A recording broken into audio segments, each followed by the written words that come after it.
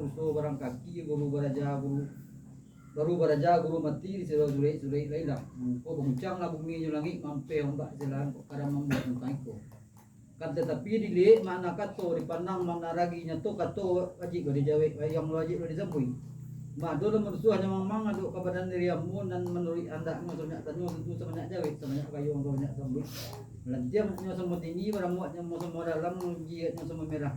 Pang tak bertamu ni bagian ke bawah kelatannya me. Sampai dek temu. Nalah. Cuma kok diptak di pintu dia mu nemu asal ada indak pana ka bauji sama merah indak mamanimbang sama baik asal katu kau jawab gayong kau sambui panjang sikit kepada Allah diserahkan nemu. Berusuh sama orang yo katu sebanyak itu.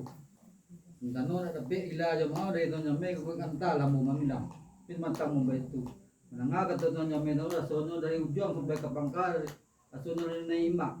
Ngaruhnya lambo turui, ilianya lambo ranangnya nyatu lah nyatu udi muka suinya.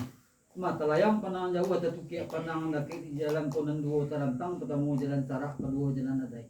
Mana kalau sepanjang sarak diantar ke surau gunung satu hadapan sasi nomor rampik bukan nejak dengan kabur.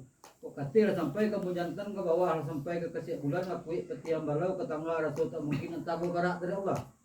Mana mulu sepanjang adai dia adai datang dia adai menanti balik kan dia adai menanti intan. Didulang nama datiang di kain nama DP dipiti nama bilang antaranta ke tengah-tengah di hadapan si marabulai yang minta diterima suku juati ni suci je mului manis sekian mana antar sampai ke kampung itu lalu tanya me. Ina mana timur nemu? Mata je me. Lain. Sepanjang bah kanan tanya me tapi pak mamazamu tumpuk berdiri yang boleh danga bunyi beritonya tu le danga baik bunyi dipandang lain carumpo. Bunta sawan sepetak lah masaknya lupa dino tapi sebab kambak ada betu. Seluruh ke badan diri kami. Dete duduk nombor pok dete tagak do pusu ado dua je betiko di rapan ado di nyak mama.